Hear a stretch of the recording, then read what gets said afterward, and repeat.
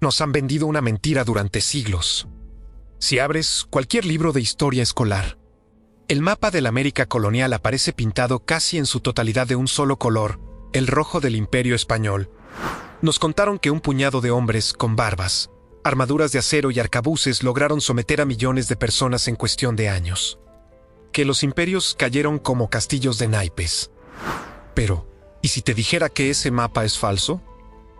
¿Y si te dijera que hubo fronteras que los mejores generales de Europa jamás pudieron cruzar? Hubo guerras que España nunca ganó. Hubo territorios donde el hombre blanco entraba y jamás salía.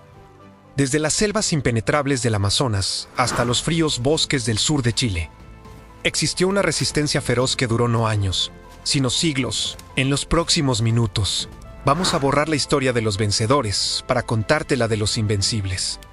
Prepárate, porque vas a conocer el Vietnam del Imperio Español.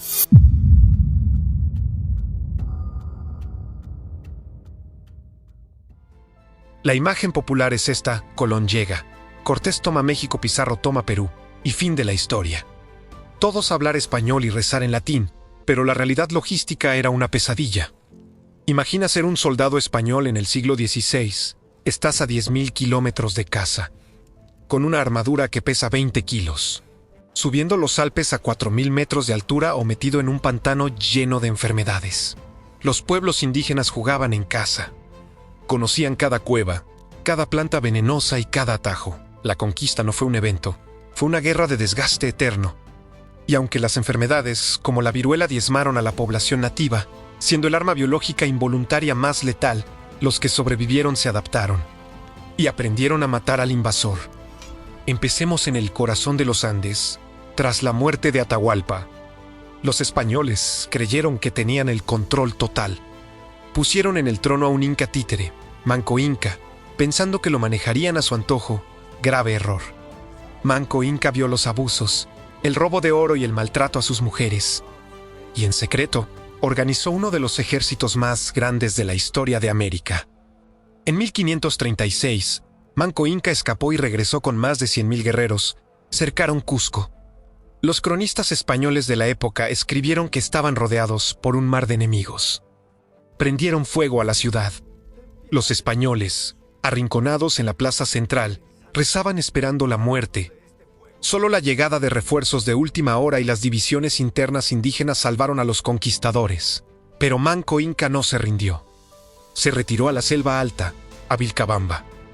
Allí fundó el estado neo-inca, un reino rebelde que duró casi 40 años. Mientras Lima se construía, en las montañas seguía existiendo un emperador inca libre, lanzando guerrillas y cortando las rutas comerciales. España tuvo que gastar fortunas y décadas para, finalmente en 1572, capturar al último líder, Túpac Amaru. Pero ojo al dato, tardaron 40 años en pacificar una zona que creían conquistada en un mes. Si los Andes eran difíciles, la Amazonía era el infierno en la tierra para un europeo. Aquí, la pólvora se mojaba y no disparaba. Las armaduras se oxidaban y cocinaban a los hombres vivos por el calor. Los caballos se atascaban en el lodo. Aquí no había un imperio centralizado al que descabezar. Había cientos de tribus descentralizadas, móviles y letales. Hablemos de los Shuar, conocidos impropiamente como jíbaros. Famosos por una práctica que aterrorizaba a los españoles, la reducción de cabezas sonsa. Cuando los españoles intentaron cobrarles impuestos en oro. Cuenta la leyenda que los Shuar capturaron al gobernador español, fundieron el oro y se lo hicieron beber hirviendo mientras le decían: ¿querías oro? Aquí tienes tu oro. En 1599, en una sola noche, borraron del mapa la ciudad española de Logroño de los Caballeros. La corona española simplemente se rindió. Declararon vastas zonas de la Amazonía como territorio de misiones o simplemente zonas prohibidas. Hasta el día de hoy, hay grupos en el Amazonas que jamás fueron contactados ni conquistados. Pero si hay un pueblo que merece el título de la pesadilla del imperio, son los mapuches en el actual Chile y Argentina. El rey Felipe II, el hombre más poderoso del planeta en su época, llegó a decir que la guerra en Flandes y la guerra en Arauco eran los dos desangraderos de su imperio. Los mapuches no tenían ciudades de piedra y esa fue su ventaja. Eran muy rápidos. Pero lo más increíble fue su adaptación militar. Aquí entra en escena una figura de leyenda, Lautaro. Lautaro fue capturado de niño por los españoles y sirvió como paje del conquistador Pedro de Valdivia. Durante años, observó. Aprendió que el caballo no era un monstruo, sino una bestia que se cansaba. Aprendió que los españoles necesitaban formación cerrada. Aprendió a usar sus armas. Escapó, volvió con su gente y les enseñó a luchar como europeos. Creó escuadrones, usó el terreno y, por primera vez en América, creó una caballería indígena. En la batalla de Tucapel, Lautaro derrotó a su antiguo amo. Pedro de Valdivia, el gran conquistador de Chile, fue capturado y ejecutado. La guerra de Arauco duró casi 300 años. España tuvo que firmar tratados de paz, reconociendo la frontera en el río Biobío. Escucha bien esto, el Imperio Español reconoció una frontera soberana indígena, algo inaudito en la historia colonial. Saltamos al siglo XVIII, el sistema colonial parece estable, pero está podrido por dentro. En 1780, un cacique mestizo descendiente directo de los incas, José Gabriel Condorcanqui, toma el nombre de Túpac Amaru II. No fue una simple protesta. Fue una guerra civil total. En pocos meses, controló gran parte del sur de Perú y Bolivia. Abolió la esclavitud mucho antes que los países independientes y llamó a la unidad de indígenas, mestizos y negros. Cusco estuvo a punto de caer de nuevo. El terror en la corte española fue tal que enviaron ejércitos desde Lima y Buenos Aires.